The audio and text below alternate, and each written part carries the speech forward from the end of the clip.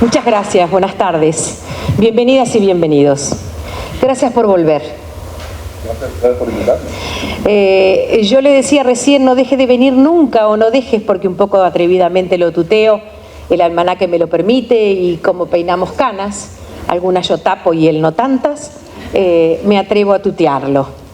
Como nos atrevemos a tutear a aquellos a los que les debemos afecto, por los que tenemos respeto, a los que apreciamos, a los que leemos con cierta devoción a la hora de decir, ¿cómo hace esto con determinado personaje? Yo estoy con mucho gusto en esta sala, dándole la bienvenida y agradeciendo ser parcera de Mario Delgado. Hoy ocupo un lugar en un trabajo en el que él se sentó hace unos años y me parecía, no desde lo personal, sino desde lo institucional de Montevideo, y ya cierro con lo institucional, bien interesante que los directores de cultura de esta ciudad le dieran la bienvenida a través de su literatura. No es un valor agregado, creo que es un valor simbólico, y con ese valor simbólico y un poco temblequeante es que estoy esta tarde aquí, porque ya he perdido este oficio de presentar libros y voy a tratar de recuperarlo contigo. Pues muchas gracias a los dos por estar conmigo aquí esta noche y muchas gracias a todos ustedes por su presencia. Pues nada, empieza a decir lo que quieras decir. Leonardo Padura nos desafía. Este libro, que seguramente lo leerán y lo leerán rápidamente, aunque su literatura no es una literatura rápida, abre paréntesis, genera nuevos espacios, genera pequeñas puertas, a través de esas puertas vamos a cobertizos, esos cobertizos dan a un jardín o a un espacio, de ese espacio salimos a la calle, y en la calle viene, por decirlo a la cubana, un almendrón lleno de gente que capaz que son turistas, porque coincidentemente están en La Habana porque viene Obama. Y allí vamos nosotros, haciendo ese camino con él, transitando cada una de esas habitaciones, abriendo cada una de esas puertas y encontrando en cada una de esas instancias un perfil diferente del mismo personaje, una profundización, una pintura de época, una picardía, o esa capacidad que tiene el Caribe de conectarnos a través de lo sensual con la belleza. Porque sí, Padura también la tiene y hace gala de ello. No solo poniéndonos delante esas mujeres cubanas de las que todos en algún momento hemos escuchado como leyenda y que quizás en algún lugar secreto de nuestro corazón hayamos querido ser, aunque sea por un minuto o quizás para un interlocutor específico. Gracias por la epifanía del final, lo digo en nombre de Lucía. Y él cierra este libro con una suerte de aclaración, porque vieron que los escritores se justifican, sobre todo cuando saben que todos nosotros nos ponemos dueños de los personajes y todos queremos que Mario Conde sea nuestro Mario Conde y sabemos cómo tiene que hacer o investigar o crecer en cada una de sus instancias. Y él dice que este es el libro más policial que ha hecho, que lo hace a propósito, que lo quiso hacer así.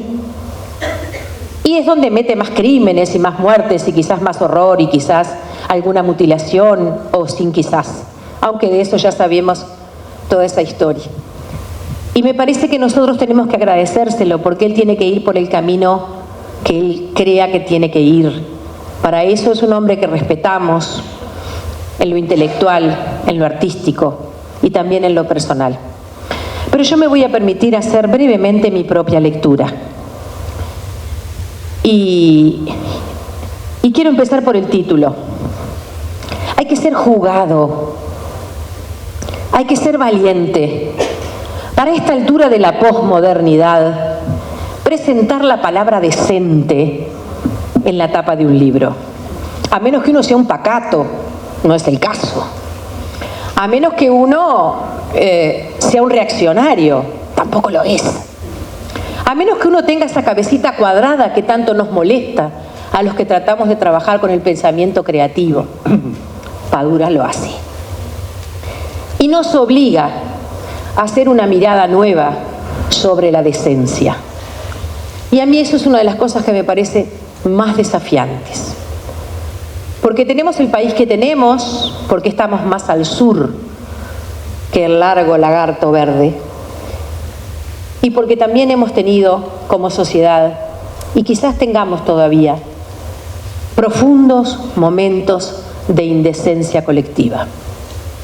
Y quizás no esté de moda ni destacarlo, ni plantearlo, y quizás no sea un tema fácil para la literatura. Por eso se lo agradezco a Padura, porque por eso le agradezco ese valor, porque quizás si lo hiciera un escritor joven lo miraríamos, lo diríamos como una especie de pretende ser un vanguardista, está yendo por caminos que no son fáciles, es como para llamar la atención. En este caso es todo lo contrario. Él ya tiene el terreno ganado. Nosotros ya sabemos quién es Padura.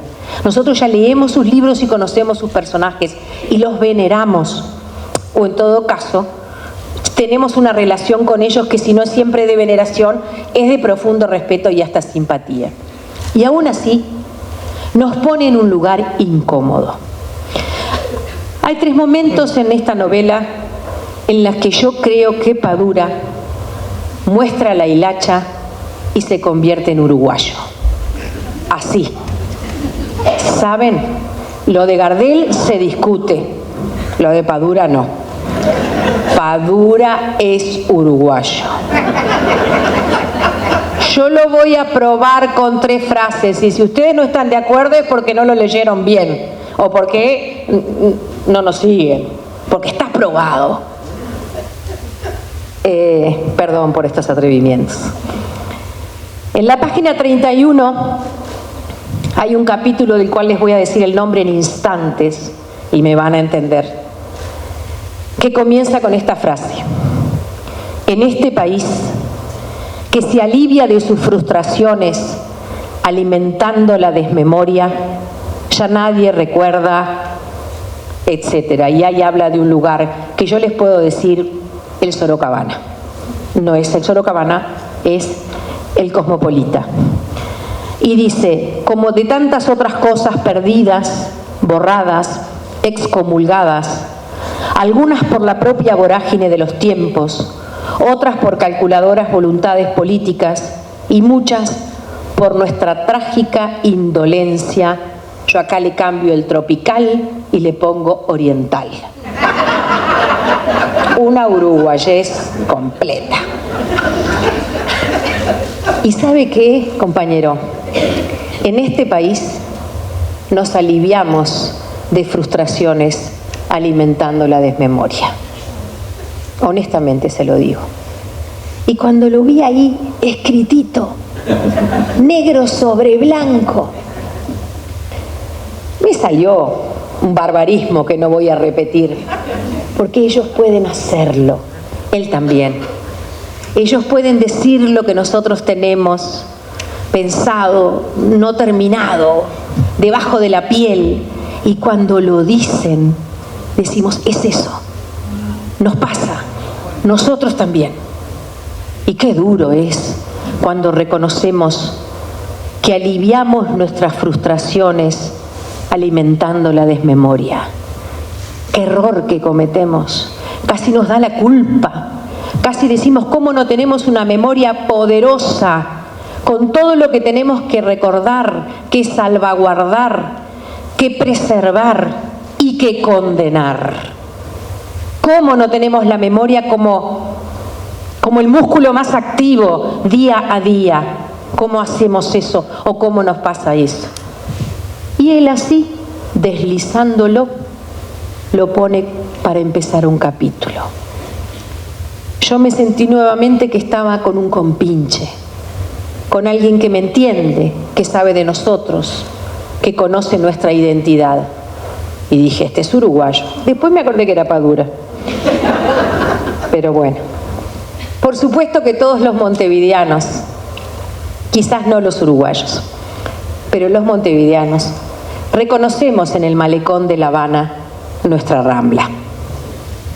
Aprendemos, si es que vamos de turistas a La Habana, a manejarnos como acá. Primero el centro, después viene Pocitos, después viene Buceo, después viene Malvin y llegamos a Carrasco. Y casi que la situación es más o menos parecida en cuanto a la población, al tipo de población, y el estar lejos es estar lejos del centro y de alguna manera es estar más cerca de la distinción, y el centro es ese centro vivo, complejo, multicultural, con espacios pequeños donde a veces se atiborra la peripecia humana demasiado apretada para encontrar la felicidad, aunque sea en el sol de nuestro país o en el sol de La Habana. Y ahí de nuevo dije, sí, claro, cuando él viene, lo llevamos a la Rambla y él se reencuentra con su Rambla, que es nuestra Rambla, que es su malecón, que es nuestra Rambla, porque él es uno de nosotros.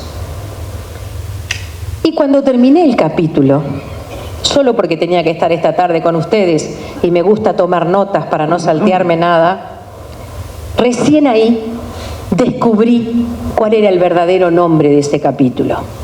No lo había leído, en general no leo los nombres de los apartados, lo suelo hacer después, porque trato de meterme en la novela, después veo como ustedes la van armando, le van poniendo los nombres o qué sé yo.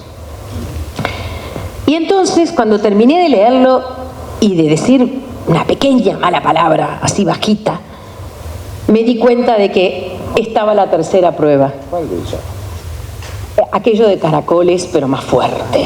Eso, ajo. Pero era para él, no era el aire, no era él. Porque ¿saben cómo se llama este capítulo? A ver, hablemos de lo que somos, hablemos de lo que fuimos, hablemos de lo que alguna vez creímos que queríamos ser y ya creo que no queremos más. Este capítulo se llama La Niza de América. A ver.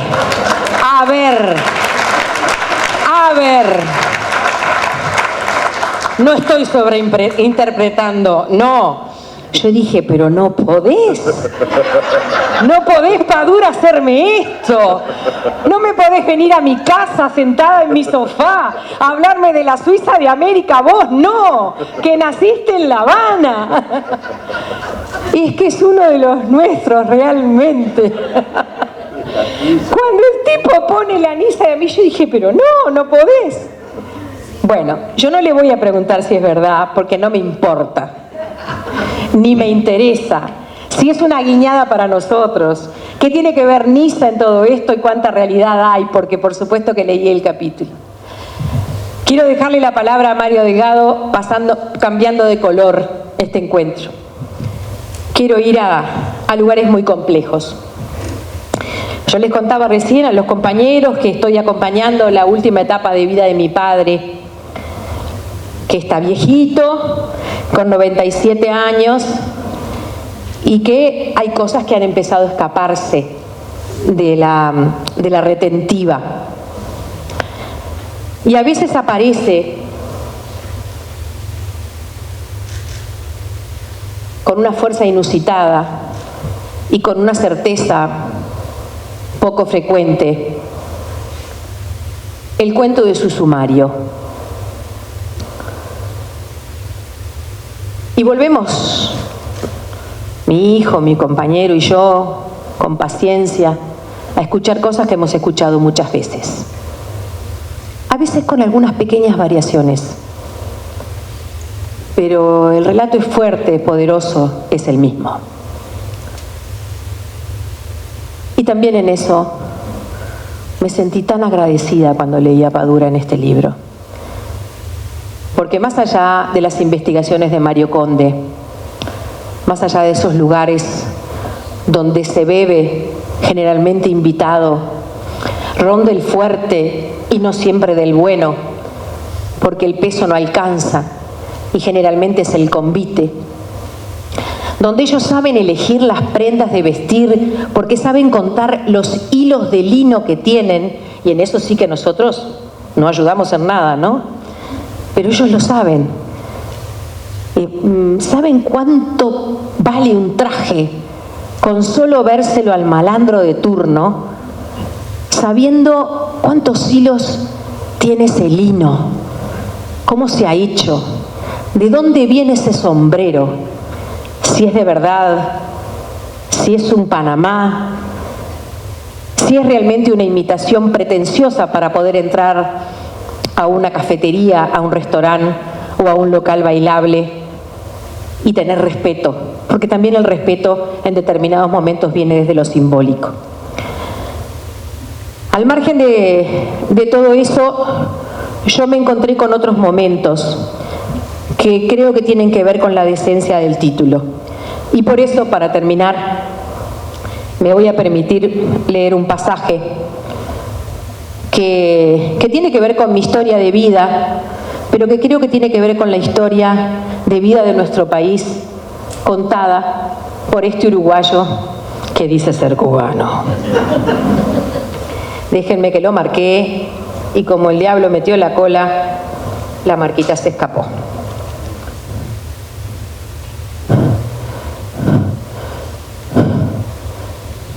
Ay, otra que el diablo. Estoy en la olla. Aquí llegué. Le voy a poner Quevedo, porque es un nombre que todos nosotros manejamos y que en determinado momento el compañero lo utiliza. A casi ninguno lo distinguían con una a casi ninguno lo distinguían con una citación individual para que se presentara en la oficina de Quevedo. Cuando te convocaban para que entraras en su madriguera, se consideraba como un reconocimiento honorífico. Eras tan importante o tan malo que necesitabas atención personalizada, aunque antes de entrar ya sabía que estabas condenado. Daba igual por qué cargo. Quevedo resumía el poder, todo el poder. Júpiter que tronaba y aplastaba, sin necesidad de juicio, sin posibilidad de defensa. A la mayoría de los condenados, como le pasó al marqués, los encausaron públicamente en un teatro o en un salón lleno de otros acusados y de fiscales. Humillación multiplicada. A otros los sancionaban sin que nadie se dignara siquiera a leerles las causas de su condena. Te estigmatizaban y ya, sin explicaciones, pero con rigor. De un día para otro te dejaban sin trabajo, sin poder exhibir o publicar nada, sin que hablaran de ti. Ya nadie te dirigía la palabra, casi como si no existieras. A mí no, cuenta el protagonista en este momento. Antes de desaparecer, a mí me tocó ir a esa oficina de Quevedo por la calle Calzada, cerca del teatro. ¿Te ubicas? Durante años no pude pasar por ese lugar. Hasta dejé de ir al teatro. Estar cerca de allí me enfermaba. O me daba miedo, que es peor. Por boca del mismo Quevedo supe ese día que mis pecados habían sido acciones como pintar una serie de pinturas abstractas para una exposición. ¿Cómo? Si vas a leer todo el libro. Depende, ¿te gustaría? No, a todo lo contrario. Bueno, dame un poquito más de tiempo, que es solo medio párrafo. Me interesa más que escuchar a Ay, pero me pidieron que hiciera esto. ¿Podrías esperar? Seré breve. Habían sido acciones como pintar una serie de abstractos para una exposición, 8 lienzos de gran tamaño que me pidieron para unas oficinas del gobierno y, por supuesto, no llegaron a ninguna oficina del gobierno. Luego, Quevedo me recordó que yo había tenido la desatinada idea de venderle una de mis piezas a un diplomático europeo. No importaba cuál. Y había cobrado, no importaba cuánto. Y que, por cierto, fue una mierda, casi nada. Ese cuadro, para darle más temperatura a las cosas, era un desnudo masculino muy velado, algo parecido a lo que hacía Servando, como me lo pidió ese embajador. Quevedo me dijo que mi actitud nunca había sido la mejor. No es que hubiera hecho algo, más bien como si no lo hubiera hecho. Y eso hasta podía haber sido peor. Para limpiar las malas influencias del mundo intelectual cubano, había que eliminar a los impuros.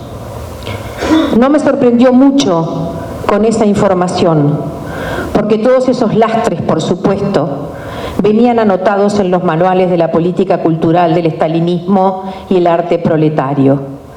Y si es verdad que no nos mandaron a congelarnos en un gulag a la Siberia, entre otras cosas, es porque aquí no tenemos Siberias. A muchos de nosotros nos quitaron la dignidad, hicieron que nos sintiéramos culpables, sin saber muy bien de qué, pero muy culpables.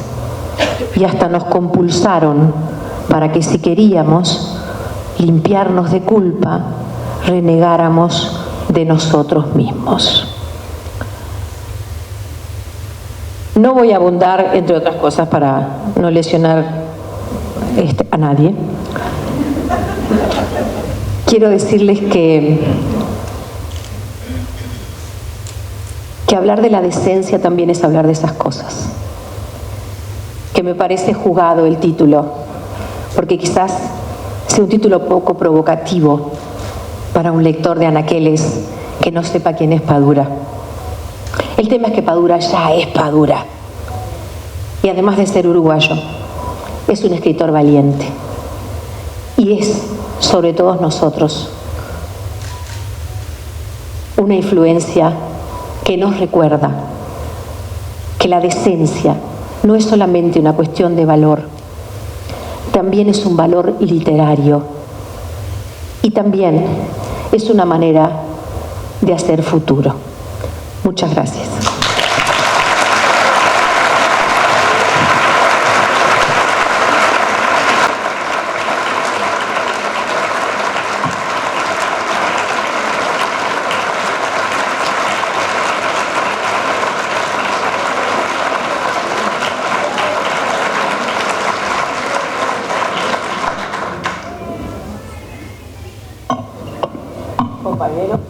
Esto se llama tener la pista caliente. Porque creo que, Mario, tú y yo pudiéramos irnos y dejarla a ella sola. Y lo va a hacer mejor que nosotros, ¿no? Muchas gracias, Marinés. Sí, bueno, no hay que ser unánime. Eso está muy bien. Hace años que no lo logramos. Gracias. Conozco un boliche. La dejamos ahí, aquí no vamos al boliche. Bueno, creo que este es uno de los momentos más felices de los últimos tiempos, sobre todo por encontrar un hermano de verdad, un hermano integrante de la gloriosa generación del 50 y sus alrededores. Yo soy del 49.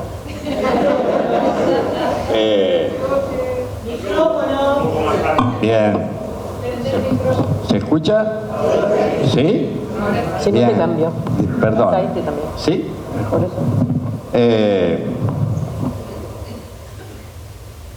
Les estaba contando que sos un joven. Sí.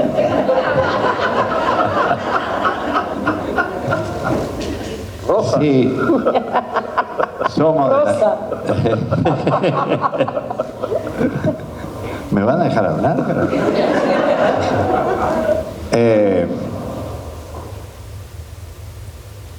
Sí, para mí,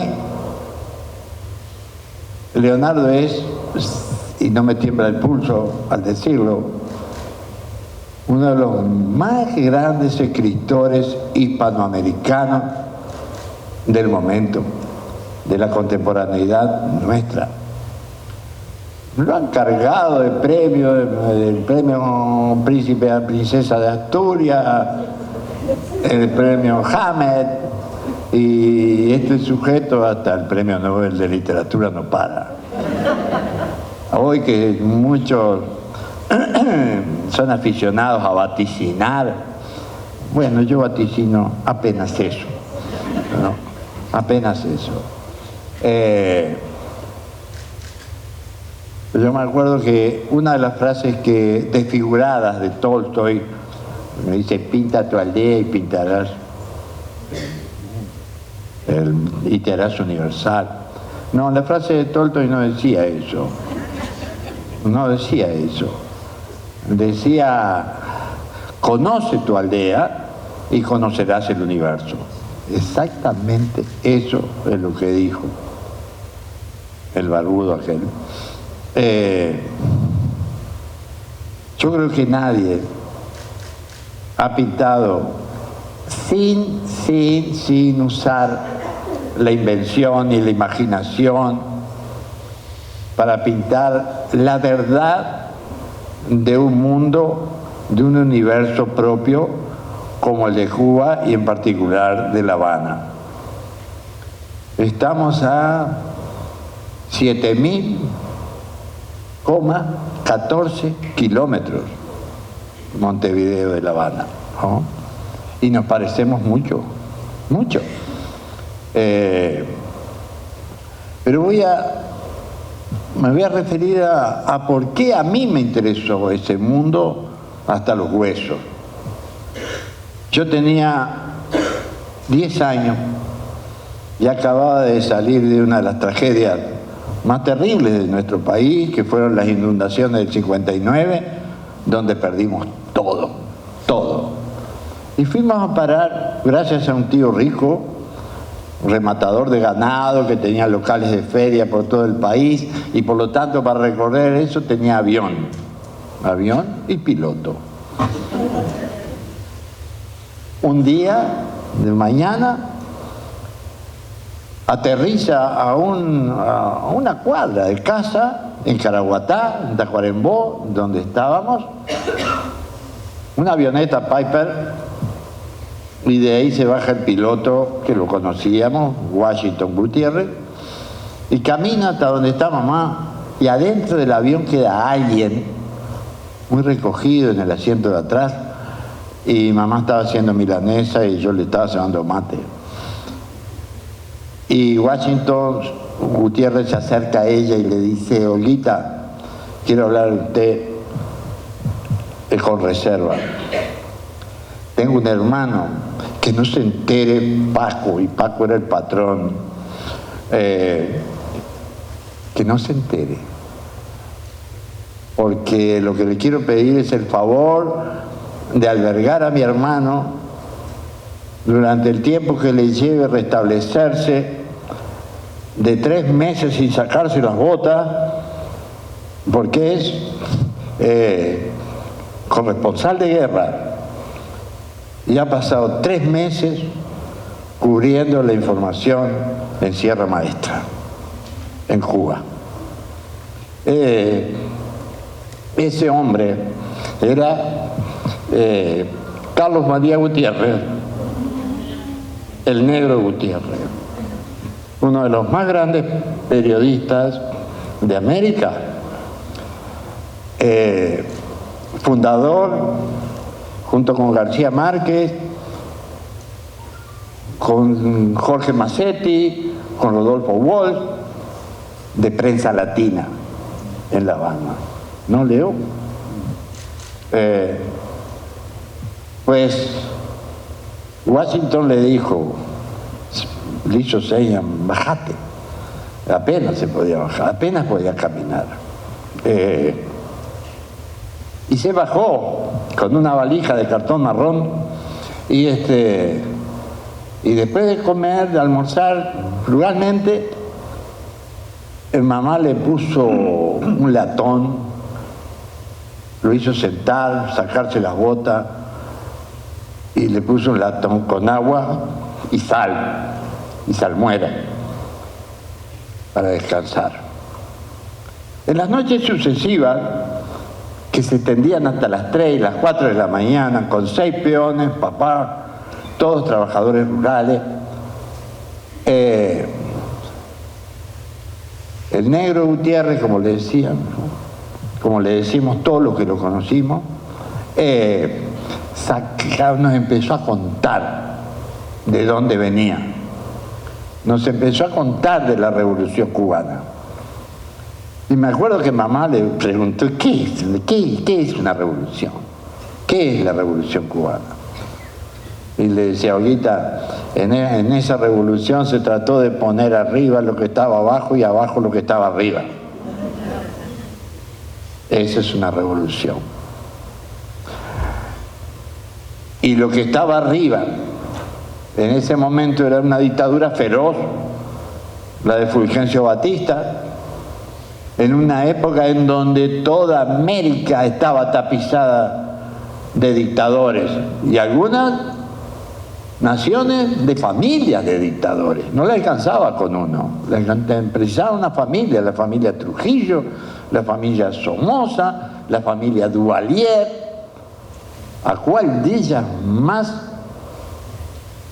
asesinas, cruentas, degradantes? Y en ese momento, La Habana, los visitantes ilustres que frecuentaban La Habana, por esos días se llamaban Al Capone, Kelly Ametralladora, Anastasia, Genovese, ¿no? Toda de la más rancia mafia de Chicago, de Nueva York, de Nueva Orleans, de Los Ángeles. Y a su manera blanqueaban sus dineros en La Habana, fundando tugurios de prostitución, casinos del juego, comprando latifundios, antiguas haciendas esclavistas, ingenios azucareros y mucho más, y mucho más. Volaron.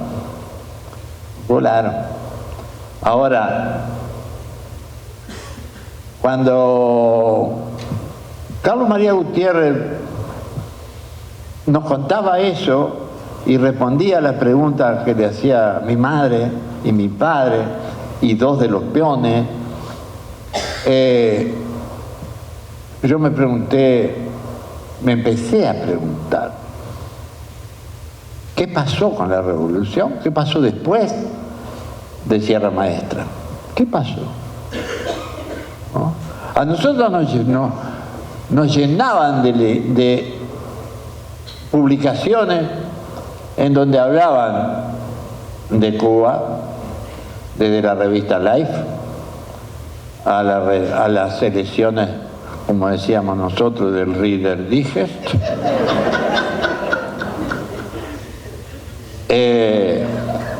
Y ahí teníamos unas ideas licenciosas de lo que era La Habana, de lo que era Cuba y de lo que se avecinaba. Ahí después nos enteramos de lo que ocurrió en Bahía de Cochinos al año de eso, en Playa Girón. Ahí nos enteramos también de que el mundo empezaba a dividirse en dos partes, un mundo soviético, comunista, y el otro el mundo capitalista. Y ahí en medio de los dos estábamos nosotros, y muchos más, en América Latina, en África, en Asia. Ahí ocurría la guerra de Vietnam, el Mayo francés, la aparición de los rebeldes juveniles, de los beatniks, de los hippies y tantos otros. Ahora, yo le agradezco a la última generación de profesores del liceo, la última generación de profesores humanistas que nos enseñaron a entender algo de lo que es el mundo contemporáneo después de la catástrofe de Hiroshima y Nagasaki, el fin del mundo estaba al alcance de la mano, con dos idiotas, uno sentado frente a un botón rojo en el Kremlin y otro en la Casa Blanca, y ahí cambiaba todo el pensamiento. ¿Qué nos esperaba? Bueno, pero a mí que yo quería saber de Cuba. Y yo les sugiero que si quieren saber de Cuba, realmente, sin mentiras, no está solo en ese libro, en Persona Decente, está en toda la obra de Leonardo, toda. Yo me quedé fascinado cuando leí todo eso, con agua alrededor. Agua por todas partes. Agua por todas partes. Agua por todas partes. En donde Leonardo pinta una Habana marcada por un símbolo que Mariné mencionaba, el equivalente montevideano de la Rambla. Bueno, Leonardo marca como un símbolo a esa serpiente pétrea que es el malecón, desde donde los habaneros se sientan a ver el horizonte, igual que acá, a mirar el horizonte. El horizonte tiene una fascinación, una cautivación para los que están en un mundo insular increíble. Vicente Huidobro tenía una frase muy linda que decía: en la vendimia de las fronteras, más allá del horizonte, pasa algo. Pasa algo. En ese mundo interior, hacia la parte mediterránea, digamos, de La Habana y de Cuba, ahí se vivió un torrente de ilusiones y desilusiones encadenadas, causas y consecuencias. Y ahí se vivieron momentos terribles. Todo con el ánimo de preservar la revolución cubana. Todos nosotros, yo diría que toda la generación de nuestra edad en América Latina estaba pendiente de ese punto de referencia que para nosotros era un sueño de reproducción, que podíamos trasladar un modelo de un laboratorio social, cultural y político en beneficio de la justicia, de la redistribución de la riqueza, etcétera, etcétera, etcétera. Ahí en ese mundo lo padeció Leonardo, en épocas terribles que ni siquiera papel para escribir tenía, ¿no? En donde el exilio se convirtió en el tema dominante de la literatura cubana, ¿no? Muchos salían, a otros los salían, y a otros en el que estaban enamorados del mundo exterior, del resto del planeta, no podían salir y no querían, y no salieron. El gran poeta Lezama Lima,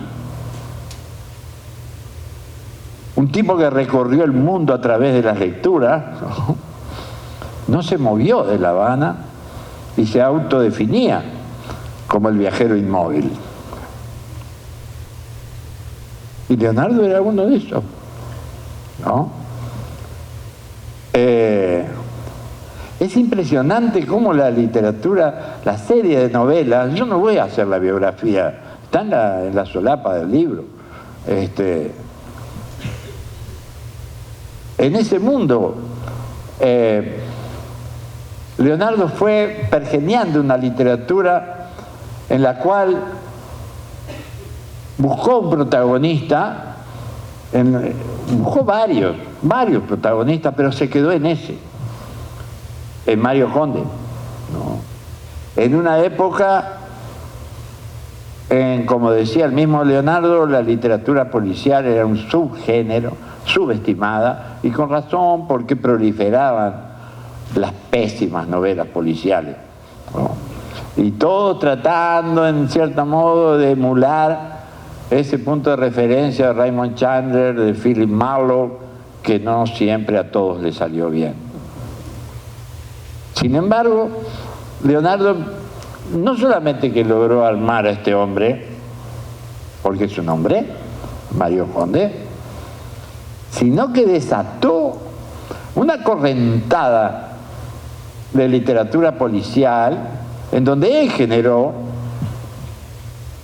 provocó la primera serie de semanas negras en América, en México, en Cuba, en Asturias, y proliferaron los grandes escritores. Empezaron a aparecer escritores, lo que se me ocurre, Paco Ignacio Taibo, uno de los grandes, Luis Sepúlveda, otro de los grandes, Petru Marcari en Grecia,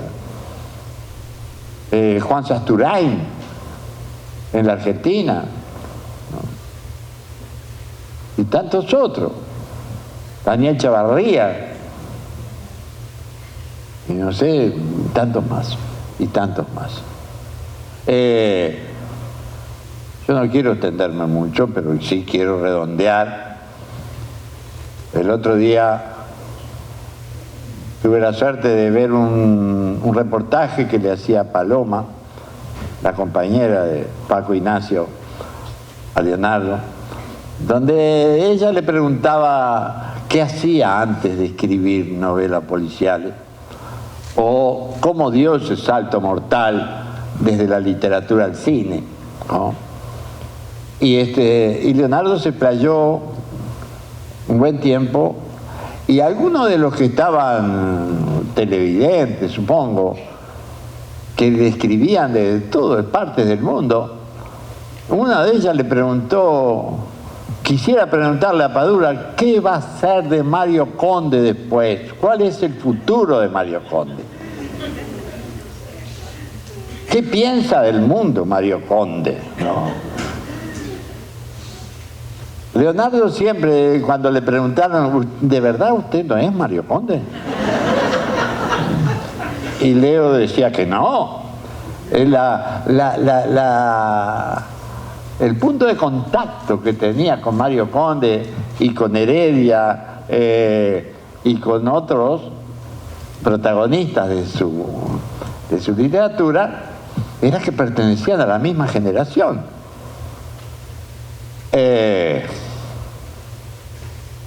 Y que gente, lectores de nuestra generación, entendían los códigos, las pequeñas guiñadas, las verdades ocultas, las no dichas, ¿no?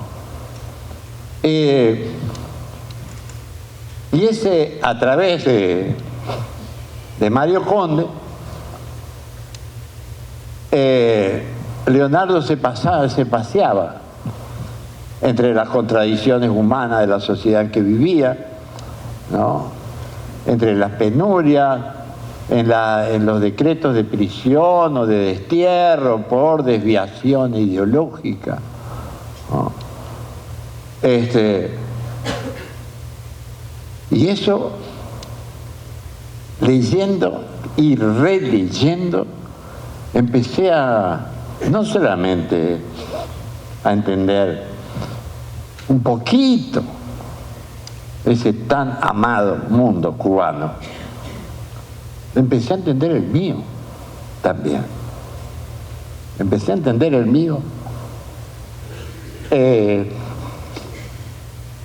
En la década del 60, 70, acá había una pésima revista, pero que era memorable, El Mundo Uruguayo, ¿no? Contemporánea de Bohemia y de todos aquellos. Y a mí una vez me dejó pensando, estaba en el liceo, y digo, ¿qué es el mundo uruguayo? ¿Qué es el mundo uruguayo? ¿Qué es pertenecer al mundo uruguayo? ¿No? ¿Qué es? ¿No? En una época donde estábamos divididos el mundo entre el mundo comunista y el mundo capitalista, resulta que ahí de pura suerte alguien le acertó al título de la revista y le puso Mundo Uruguayo, ¿no? A mí me gustó, me dejó algo fermentando en el fondo de lo que sea. Y cuando esa televidente le preguntaba a Leonardo qué va a hacer Mario Conde en el futuro, y no se le respondió, no sé, ¿te acuerdas? Estaba mal la conexión, se cortaba o algo así, y esa pregunta quedó sin responder. Estás en deuda con esa desconocida.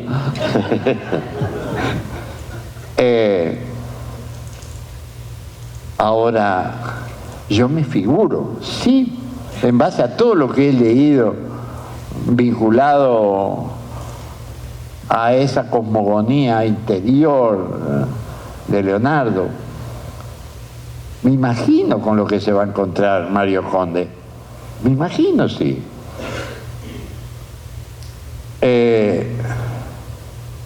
En ese mundo interior, en ese acervo, en donde es fundamental lo que Leonardo denominó el almacén de la memoria, ¿no?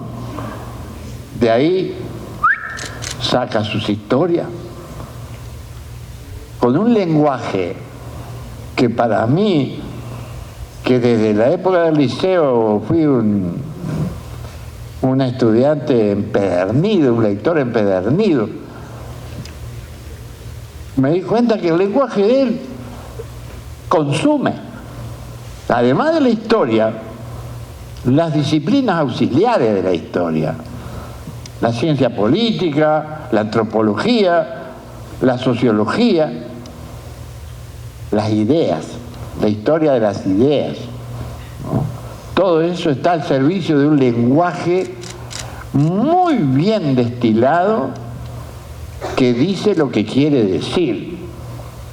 Y lo que quiere decir son palabras, y esas palabras no son otra cosa que la representación intelectual de la memoria, ¿no? Y así, a través de esa serie de novelas, uno va entendiendo.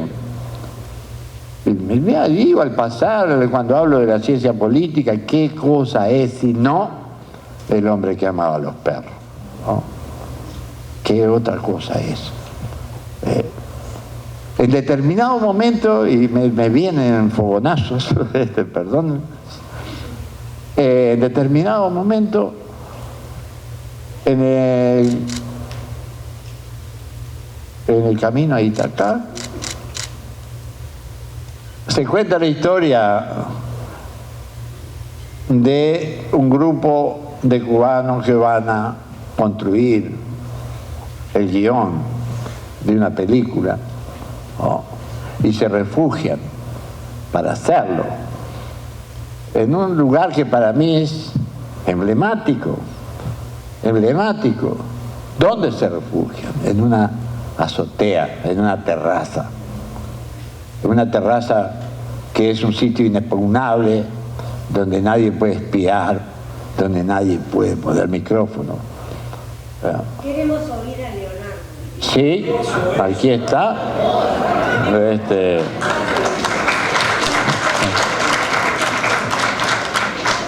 Y va a llegar, lo que le va a pasar a Leonardo Conde, a Mario Conde, es que un día, en el futuro,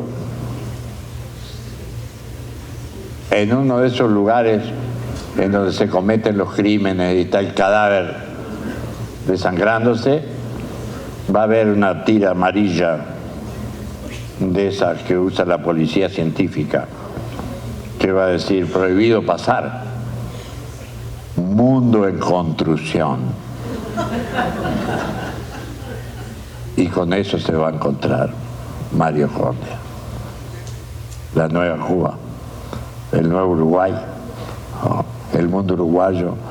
En ese mundo que ya no es más el mundo capitalista y el mundo comunista, hay varios mundos, está el mundo ruso, está el mundo chino. Queremos un intersticio entre esos mundos para establecer nuestra soberanía en una terraza, porque tenemos derecho en el planeta a tenerla, ¿no?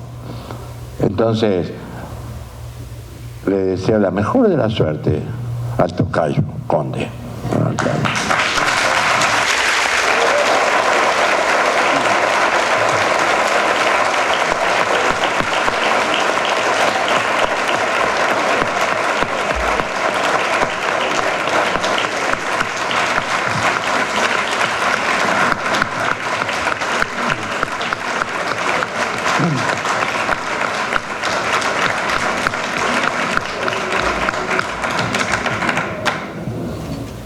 Buenas noches. Estaremos de acuerdo que por lo menos esta es una presentación peculiar, donde los presentadores hablan más que el presentado. De eso no hay duda, pero es que todo responde a que estamos en el mundo uruguayo, y en el mundo uruguayo pueden pasar este tipo de cosas. Muchas gracias a Marinés, muchas gracias a Mario por sus intervenciones. Me ponen en una situación muy complicada, porque lo lógico sería que yo ahora respondiera aquí a alguna pregunta que me hicieran ellos. Entonces me han dejado aquí desnudo en el tejado, como dijo Escármeta en su libro de cuentos publicado hace ya muchos años. Bueno, primero quiero agradecer, por supuesto, a mis compañeros de esta noche y a la editorial Tusquets y al Grupo Planeta por esta posibilidad de regresar acá a Uruguay, a Montevideo, una ciudad que, como bien ya lo he dicho muchas veces, me recuerda, y lo hemos hablado aquí hoy, muchísimo La Habana. Tiene muchas conexiones con una ciudad como La Habana, la geografía e incluso la cantidad de personas con las cuales uno tiene relación, que hace que sea un sitio muy cercano. Así que me siento muy bien estando acá entre ustedes y con esta presencia hoy de lectores acá esta noche. Bueno, estamos presentando Personas Decentes. Personas Decentes es ya la novena novela del personaje de Mario Conde, un personaje que yo creé en el año 1990, se publicó la primera novela en el año 91, en una pequeñísima editorial que había fundado precisamente Paco Ignacio Taibo en México, en la ciudad de Guadalajara, y a partir de ahí este personaje me ha acompañado por casi 30 años. Es un personaje que empieza teniendo 35 años, en esas primeras novelas que ocurren en el año 1989, y en esta ya anda por los 62 años, porque hay una historia, que es la trama principal tal vez de la novela, que ocurre en el año 2016, porque además hay una trama paralela, o aparentemente paralela, que transcurre en el año 1909-1910.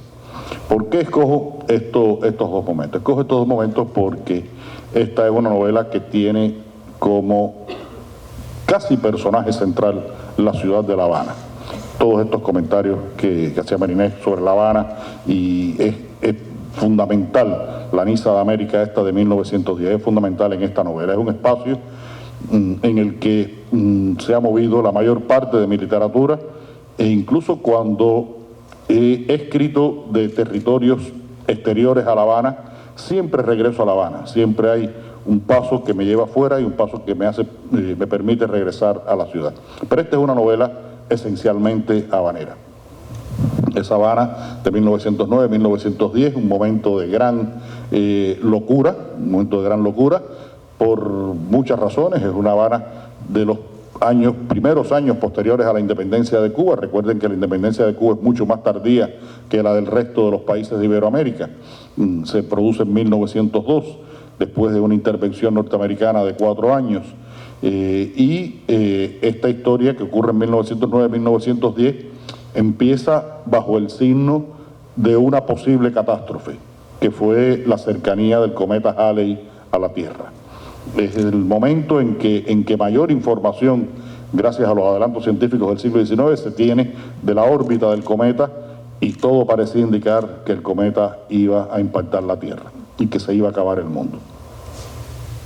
Es un momento en el que La Habana se convierte en una ciudad suntuosa, llegan adelantos tecnológicos, el tranvía, el teléfono, se crean barrios nuevos, lujosos, se construye ese malecón de La Habana, tan simbólico de La Habana, se construye en esos años, y se produce un incremento de la riqueza vertiginoso. Es un dato histórico de que 10 años después de la independencia de Cuba, en 1912, en La Habana circulaban más automóviles que en Madrid y Barcelona juntas. Es decir, las dos ciudades más grandes de la antigua metrópoli, la ciudad de la colonia tenía más automóviles que las dos capitales españolas.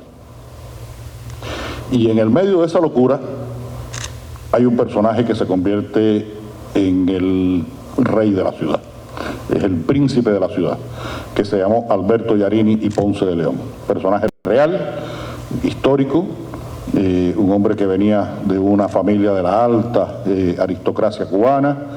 Su padre era el odontólogo más famoso de Cuba, tanto que todavía hoy la Escuela de Odontología de la Universidad de La Habana se llama Cirilo Yarini, de los Ponce de León, esta familia.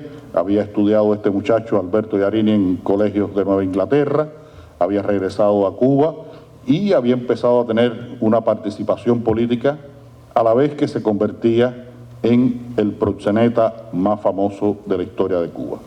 A cualquier cubano usted le pregunta, en Cuba a los proxenetas se le llaman chulos, usted le pregunta a cualquier cubano, dime el nombre de un chulo, y todos dicen Yarini. Dice, dime el nombre de otro chulo, nadie sabe. Yarini se llevó toda la denominación de origen, porque fue un personaje tan avasallante y tan representativo de esa época, con ese ejercicio de la prostitución en un momento de crecimiento del negocio en La Habana. Fue además alguien con aspiraciones y participación en la vida política, pero era alguien que tenía una gran capacidad de comunicación, de palabras, era un tipo magnético, y cuando se produce su muerte en finales de 1910, tiene el entierro más grande que hubo en todos los primeros años de vida republicana en Cuba. Esa Habana enloquecida de Yarini es recorrida por un personaje que es un policía que viene de una ciudad del interior, que es enviado a trabajar en la zona de tolerancia, se le llamaba al barrio de la prostitución, y este hombre, que se considera una persona decente, empieza a entrar en este mundo extraño de Alberto Yarini. Hay el asesinato de 2 prostitutas, bastante cruento, y este hombre, mientras va investigando, va también haciendo una investigación que es mi investigación en esa parte de la novela, y es tratar de saber realmente quién fue Alberto Yarini, tratar de dibujar un retrato posible de Alberto Yarini con todas estas contradicciones, con todas estas realidades visibles, como era el hecho de que era un proxeneta, pero además era un proxeneta que protegía a determinadas prostitutas. Era un hombre que se relacionaba con las clases populares, tanto que en su entierro hay una cofradía negra en Cuba que viene del Calabar, de la zona de Nigeria, que se llaman los abacuá, ñáñigos o abacuá, que en su entierro le cantan el enyoró. El enyoró es el canto fúnebre que únicamente se le interpreta a las grandes dignidades de esa cofradía, y se lo interpretan a Yarini el día de su entierro en La Habana. Está esa Habana enloquecida de 1909-1910 y La Habana del 2016, La Habana en la que llega el presidente Obama, viene Rolling Stone a hacer un concierto gratuito, viene Chanel a hacer una pasarela, viene Rápido y Furioso a filmar una de sus películas en La Habana, pasa todo el mundo por La Habana, músicos, deportistas, hasta las Kardashian andaban por La Habana. Y en ese ambiente, otra vez enloquecido de una ciudad en la que empieza a circular el dinero, se abren pequeños negocios, restaurantes, hostales, los dueños de autos norteamericanos viejos le cortan el techo y los convierten en descapotables para pasear turistas, la gente viaja a los Estados Unidos, los norteamericanos vienen a Cuba, hay intercambios académicos, culturales, religiosos, deportivos, de todo tipo, y está circulando sobre todo algo que es muy importante, está circulando esperanzas de que las cosas puedan ser mejor. Y en ese ambiente aparece un cadáver de un viejo represor cultural de los años 1970, una etapa terrible de la historia de la cultura cubana en la que se hizo todo ese proceso de sovietización del país, incluida su cultura. Se desarrolla en el año 1971 un congreso que se llamó Congreso de Educación y Cultura, a partir del cual se dictan ciertos parámetros que debían cumplir los artistas y los educadores para poder ser representativos de sus distintas manifestaciones. Y entonces comenzaron los procesos de parametración. Esos procesos de parametración provocaron que una gran cantidad de artistas fueran convocados, como este personaje que se leyó el fragmento aquí, a reuniones, a oficinas, o recibían simplemente una comunicación y a partir de ahí empezaban a vivir su temporada en el infierno. Una temporada en el infierno que no tenía fecha de vencimiento y en la cual vivieron y murieron, por ejemplo, dos de los más grandes artistas cubanos del siglo XX, José Lezama Lima y Virgilio Piñera. Mueren en los años 70 en esa condición de muertos civiles que les habían, a que los habían condenado. Y este personaje de Quevedo, ese victimario, es un poco el objetivo de la investigación de Mario Conde, quién es realmente Reinaldo Quevedo y por qué ha sido asesinado Reinaldo Quevedo. ¿Por qué es la más policíaca de mis novelas? Bueno, es una novela en la que de principio para investigar hay 4 muertes, 2 en el presente y 2 en el pasado. En la mayoría de mis novelas, a mí con un solo muerto me alcanza para escribir una novela. Tanto es así que cuando estábamos, Lucía y yo, mi esposo y yo, escribiendo el guión para la serie de 4 estaciones, el guión de Vientos de Cuaresma, que se llamó Vientos de La Habana en la serie, empezamos a escribir el guión y por la página 50 me dice Lucía, en los guiones más o menos las páginas son equivalentes a minutos en pantalla. Y me dice Lucía, no llegamos a las 100. Esto no camina, esto ya no da más. Y entonces digo, ¿y qué se puede hacer, Lucía? Dice Lucía, poner otro muerto. Es la única solución. Y tuvimos que poner 2 muertos en la película para que aquello caminara. Pero en la literatura, porque ¿qué pasa? Es que mucha gente me dice con mucha frecuencia, es que tus novelas son muy cinematográficas. Y es mentira, son muy palabreras. Y sobre todo estas novelas de Mario Conde, donde todo pasa en la cabeza de Conde, es lo que piensa Conde, lo que dice Conde, a dónde va Conde, qué tiene en su cabeza, cómo mira la realidad. Y transformar eso después en un guión de cine es un ejercicio muy complejo, Pero bueno, lo logramos y creo que quedaron bastante bien las películas. Y si no quedaron mejor fue por culpa de Lucía, no por culpa mía. Y en esta novela, bueno, tengo cuatro asesinatos, después hay algunos muertos que se incorporan a esta historia, muertos del pasado, muertos provocados precisamente por esa represión cultural que hubo en los años 70, no solamente los muertos civiles, sino los muertos físicos que también hubo, que es el caso de una poeta que con su nombre, no sé si ustedes acá lo conocieron, pero en Buenos Aires tuve que hacer una mención muy especial. La poeta se llama Natalia Paulet porque es un homenaje a Natu Poblet, la directora, la fundadora de la librería clásica y moderna, que fue una de las librerías insignias de Buenos Aires durante muchos años.